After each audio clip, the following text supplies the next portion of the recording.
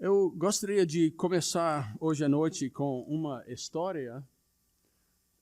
Talvez uns já ouviram. Deixa eu ligar.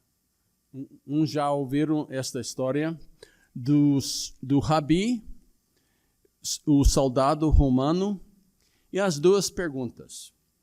Era uma vez, depois dos séculos de Jesus, uns séculos depois da vida de Jesus em Israel, tinha um rabi muito conhecido, famoso pela sabedoria dele, e ele morava numa pequena povoada fora da cidade de Cafarnaum.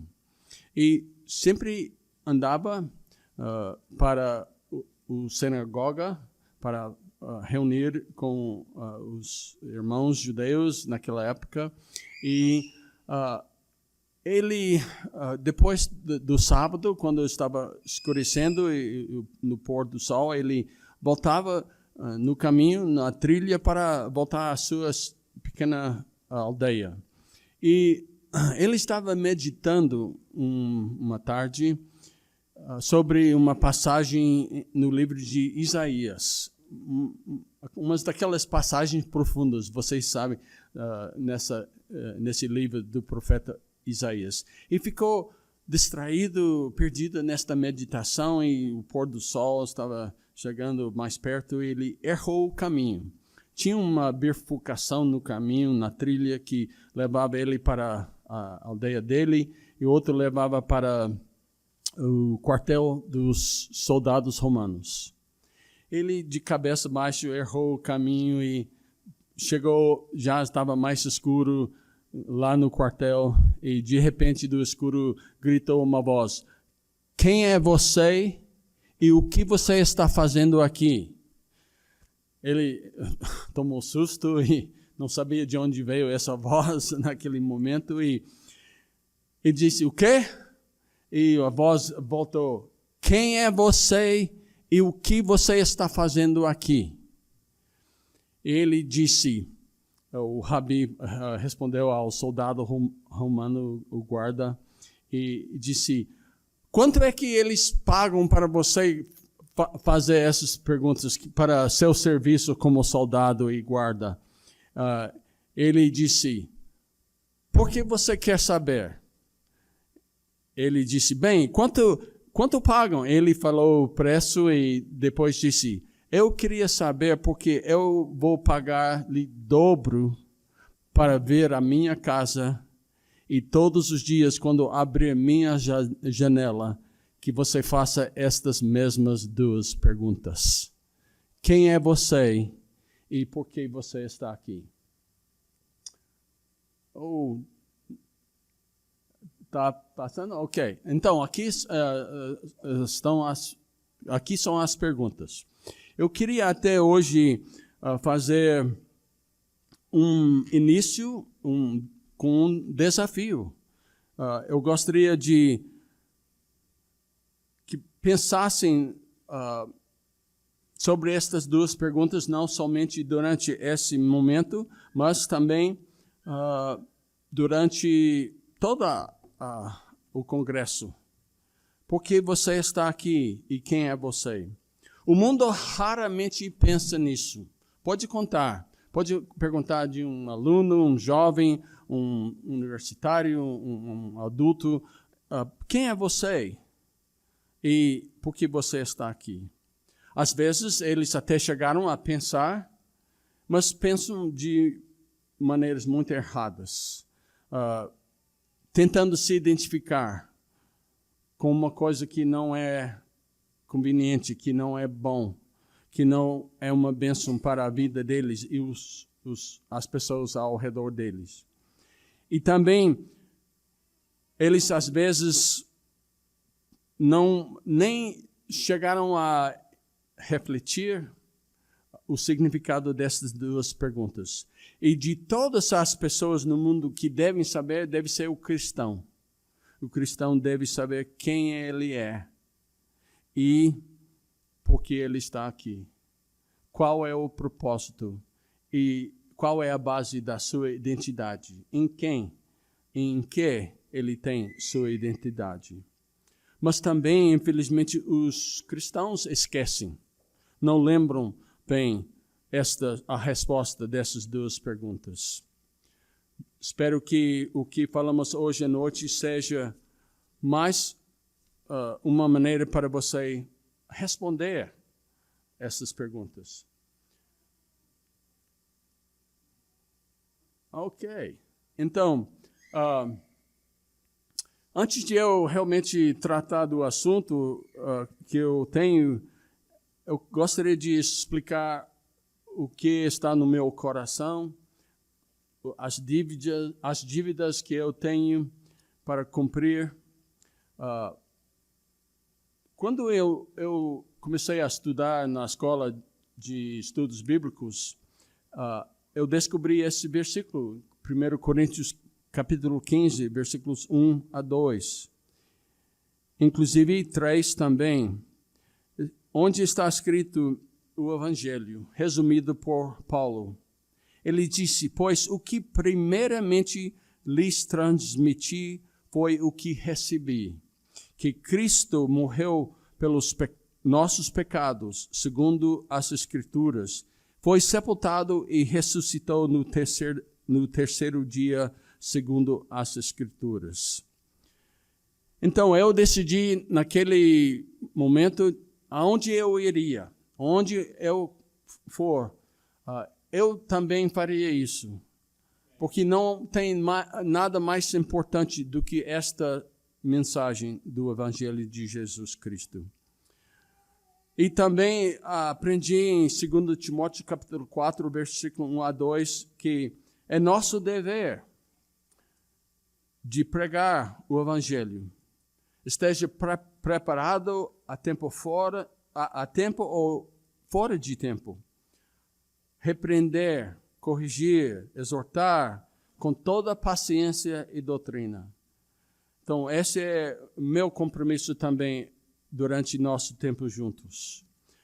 Agora, claro, muitos vão pensar, onde vamos? O que vamos fazer durante essas palestras e o que Daniel vai falar? Eu fui professora na escola estadual há um tempo depois de voltar do Brasil e eles mostraram que sempre tem que dizer para os alunos aonde vão.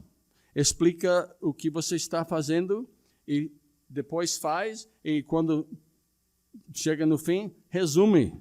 Assim as pessoas podem lembrar mais. Então, vamos falar sobre o Evangelho, também sobre intimidade com Deus e como a igreja cresce.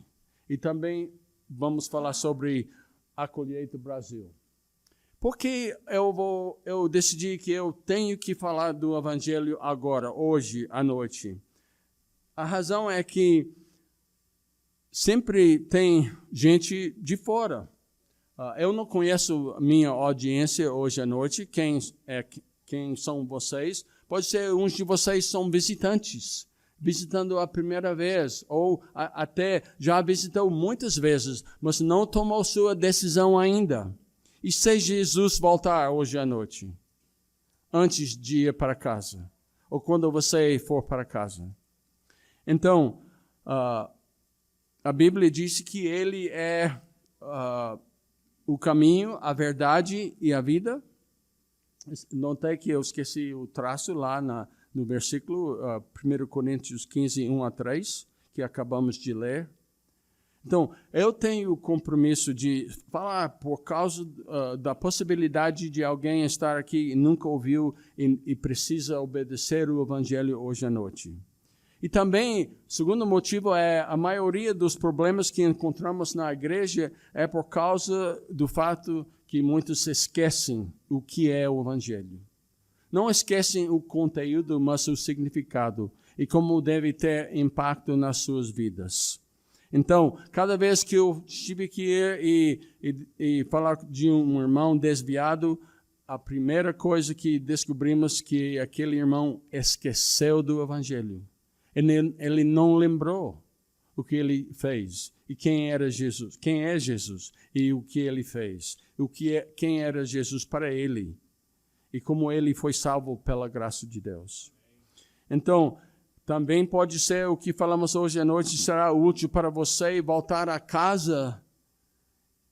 em casa e falar com alguém em sua casa. Você vai poder repetir, vai ter uma maneira de falar. João 14:16 disse que Jesus é o caminho, a verdade e a vida. O que todos nós precisamos é saber o caminho para chegar a Deus, o caminho para viver nossas vidas, o caminho para a salvação, o caminho para poder chegar nos céus. E Jesus não somente nos ensina, Ele é o caminho. Ele nos mostra como, e Ele é o meio, Ele é como chegamos. Ele é a verdade também. O que estamos cercados todos os dias, todas as horas, é com mentiras, idolatria e as coisas que nos enganam todos os momentos. Necessitamos muito alguém nos ensinar, alguém que é a verdade. No seu próprio ser, Ele é a resposta, é a verdade que nós precisamos. E Ele é a vida também. Nós enfrentamos a morte todos os dias. Não tem como ligar a televisão ou olhar ao nosso redor ou falar com alguém qualquer momento e não saber de novo de algumas pessoas que faleceram.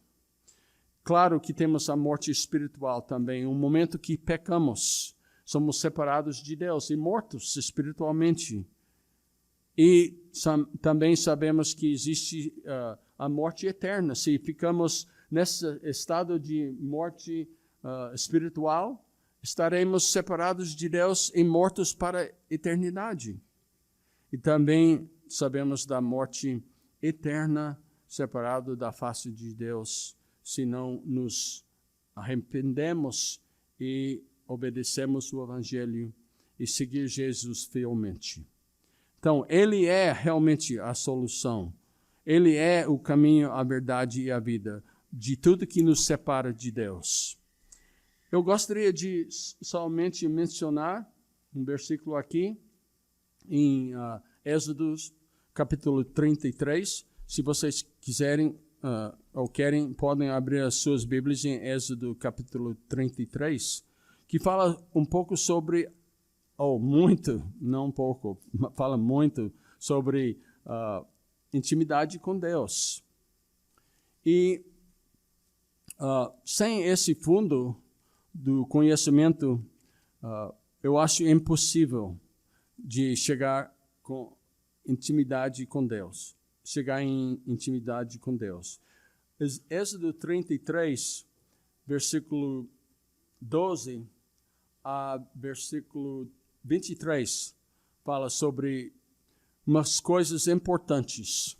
Eu não vou ler esses versículos, eu só vou resumir rapidinho. Eu gostaria que todo mundo fizesse o seu trabalho. Eu estou aqui trabalhando e vocês têm seu trabalho também. Vocês precisam notar esses versículos.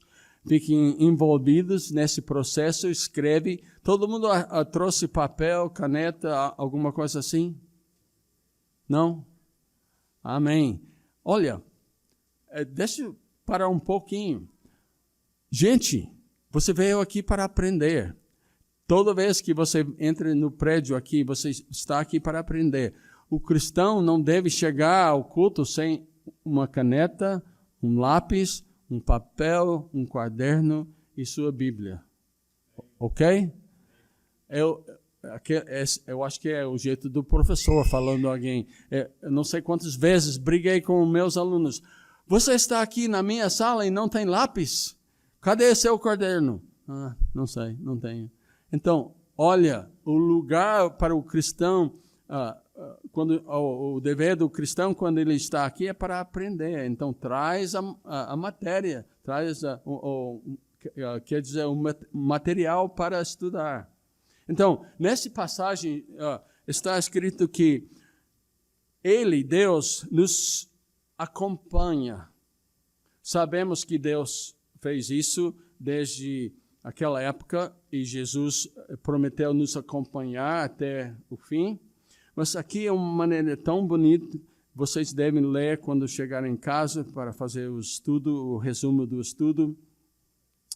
Moisés disse para Deus: se não fores conosco, não nos envies. Ouviram? Se não fores conosco, não nos envies. Agora, eu tenho que resistir à tentação de começar a pregar esta pregação. Nós devemos ter estas palavras em nossas bocas todas as horas. Senhor, se não fores conosco, não nos envies. Falando na Colheita Brasil, implantando igrejas, em missões, e grupo de casa e tudo isso. Senhor, se não fores conosco, não nos envies. E Deus prometeu acompanhar o povo de Israel.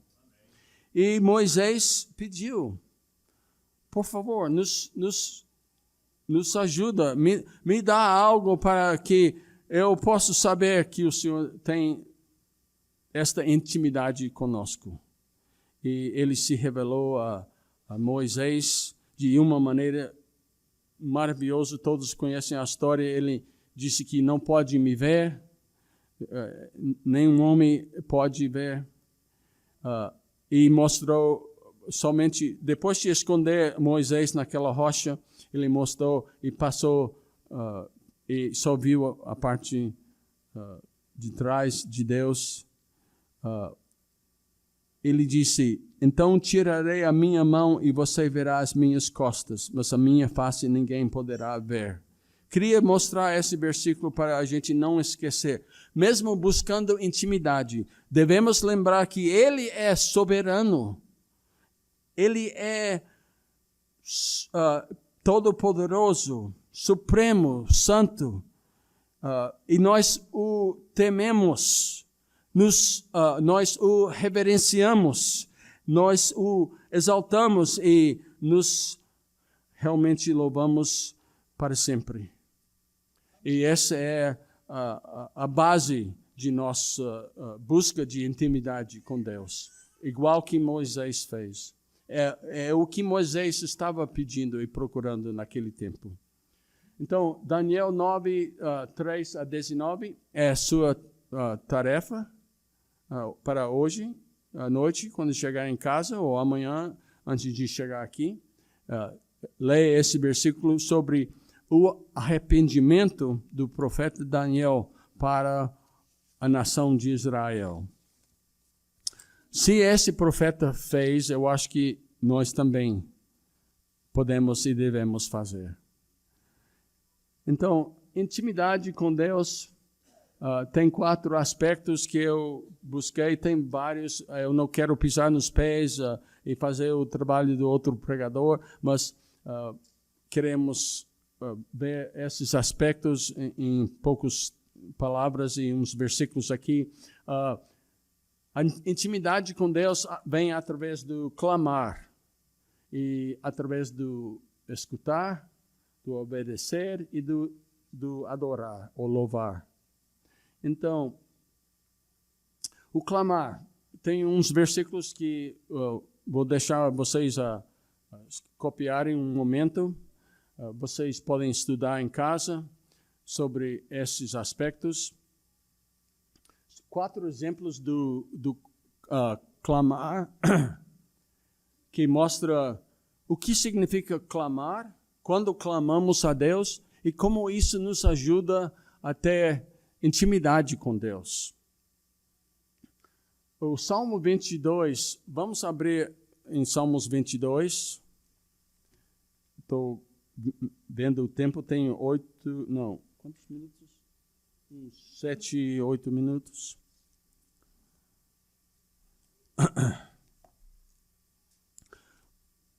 Até sem abrir, vocês vão reconhecer estas palavras. Salmo 22, versículo 1. Meu Deus, por que me abandonastes? Porque estás tão longe de salvar-me, tão longe dos meus gritos de angústia.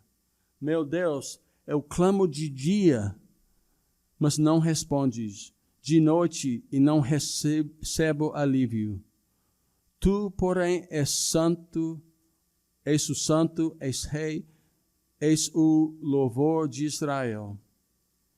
Em ti os nossos antepassados puseram a sua confiança. Confiaram e os livraste. Clamaram a ti e foram libertos. Em ti confiaram e não se decepcionaram. Aqueles primeiros versículos, nós sabemos que foram falados por Jesus na cruz. E parece no primeiro olhar que não é um momento de intimidade com Deus. Mas pense comigo no exemplo de seus filhos, ou filhos de alguém que você deve conhecer. Uma vez que seu filho foi machucado, o que é que ele geralmente faz? Corre a você. O que ele quer? Quer abraço, quer ser abraçado, quer aquele conforto, ser acolhido, sentir a presença. Por isso ele clama. E inclusive é nos momentos, vamos ver mais tarde, momentos de dor e de sofrimento, que Deus fala mais alto. Aqueles momentos que sentimos longe é os momentos, às vezes, que nós estamos chegando muito mais perto a Deus. Quando estamos tudo numa boa, estamos não muito perto a Deus, muitas vezes. Então, esse momento. Então, a próxima vez que você está numa situação e você clama a Deus, você vai entender o significado disso. Versículo 21, eu só queria ler antes de passar. Todos esses versículos de 1 a 21 é aquele clamar, aquele sofrimento, aquela a angústia que ele estava passando. Mas tudo muda em outro tipo de salmo, em versículo 21, a segunda parte. Com essas palavras, veja todo mundo aqui. Ele disse, e tu me respondeste. E o que o pai, o pai ou a mãe, aumentou o volume, o pai ou a mãe faz para aquele filho?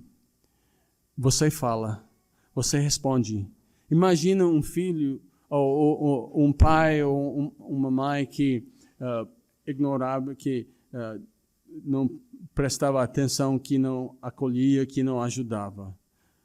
Mas nós temos a certeza, a segurança absoluta que Deus nos acolhe, que nos abraça, nos ama. Então, nós temos exemplos de salmo de clamar, de suplicação em Lucas. Temos exemplos do clamar de submissão, quando Maria disse, faz com tua serva como o Senhor quiser. E Jesus no jardim de Getsemane falou, não a minha vontade, mas tua vontade seja feita. E em Salmo 51, como Davi clamou de arrependimento, como ele pediu, como ele implorou. Esse foi um momento de intimidade. Sem esse arrependimento, ele estaria onde? Separado e longe de Deus. E Salmo 111, temos aquelas clamores de exultação, aquela aleluia que contamos. Esses momentos também nos levamos na presença de Deus, como podemos ler no livro de Apocalipse, perante do trono de Deus. E como cresce a igreja? Vocês vão ter que voltar amanhã para aprender mais sobre isso. Eu só vou falar sobre a primeira parte, Atos 16. Eu só vou resumir rapidinho e contar uma história. Quando fomos a Manaus a primeira vez, foi 1978. Eu e mais dois irmãos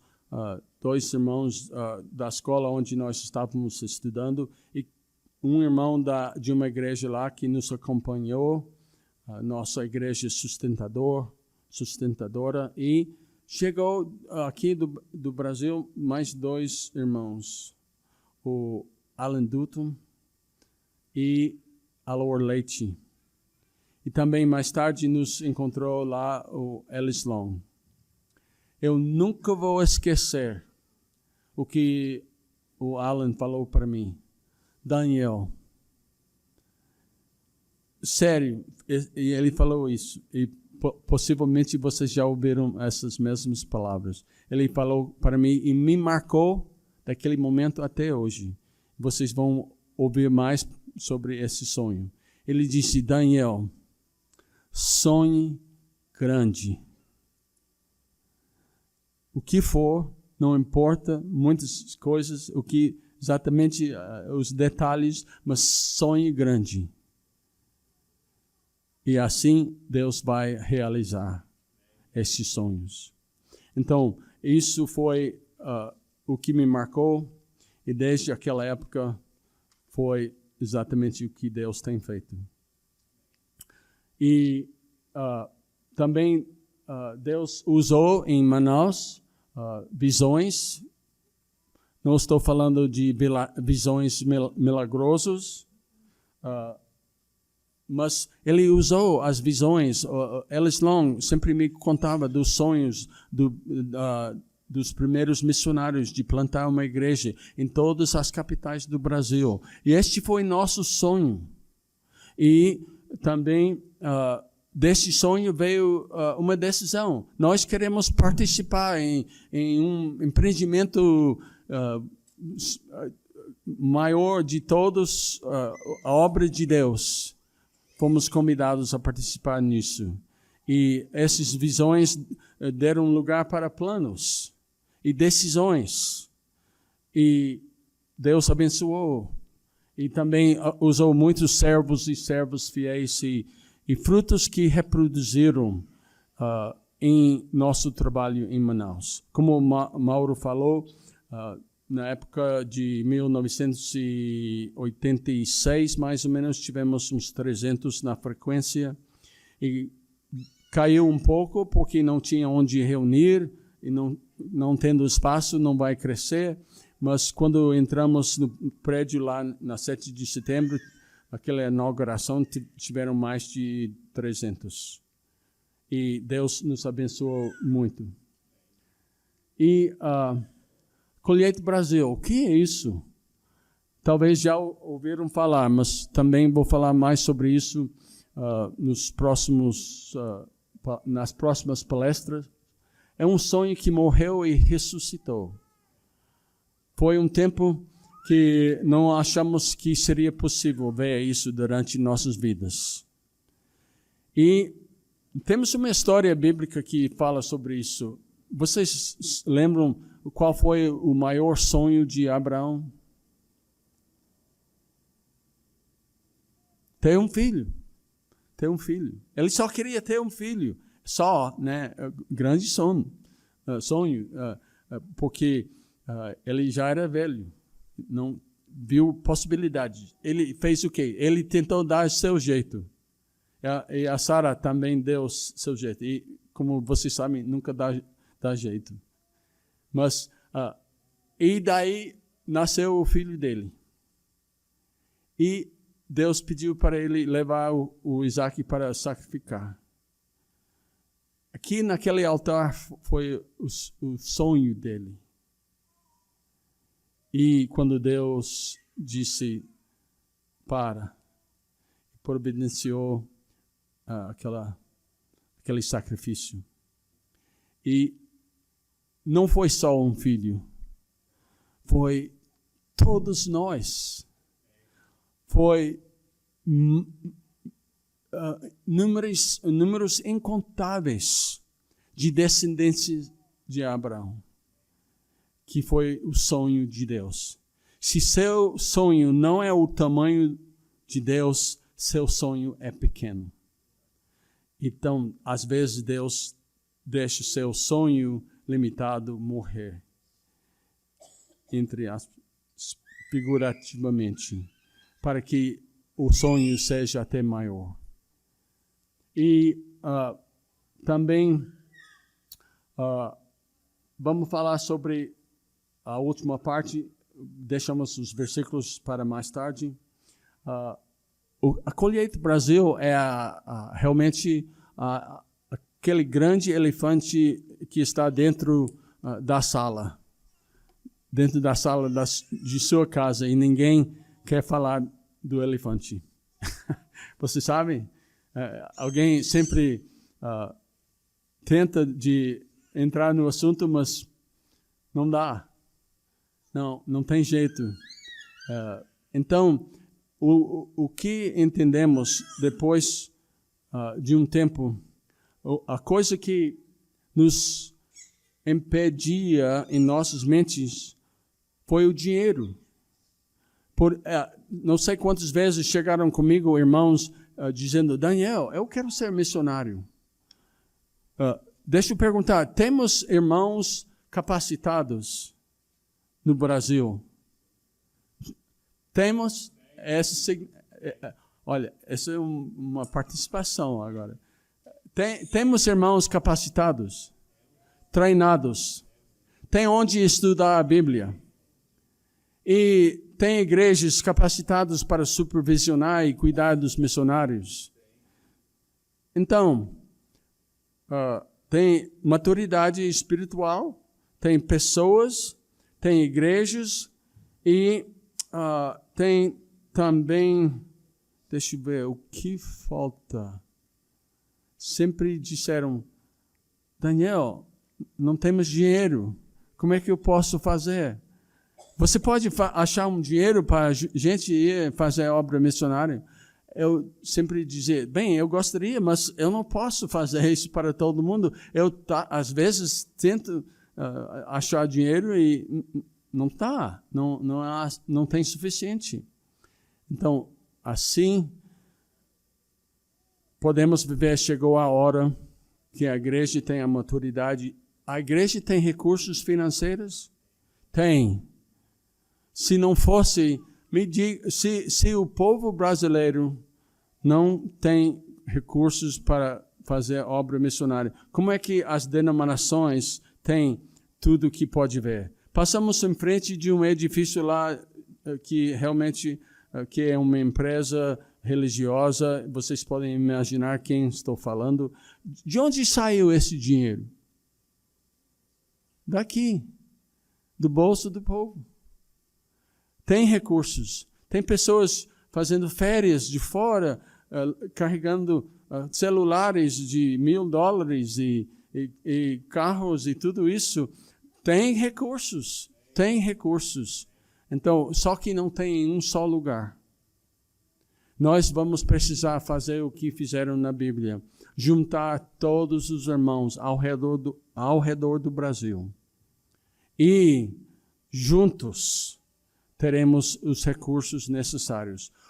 Em uma frase, Colheita Brasil é um projeto para criar uma fonte sustentável de apoio, de recursos financeiros, para recrutar, treinar e enviar missionários a 6 capitais brasileiras que não têm uma igreja de Cristo ainda. E se Deus me dá a vida, nos dá a vida, o plano é, dentro de 10 anos ou menos, de ter 6 equipes e 6 igrejas Antioquias para poder cuidar destas equipes missionárias. E Deus é poderoso e pode fazer isso através do seu povo. Efésios 3, 20 e 21. Ele tem o poder de fazer mais que pensamos, imaginamos ou pedimos. Ele é poderoso. Que Deus abençoe.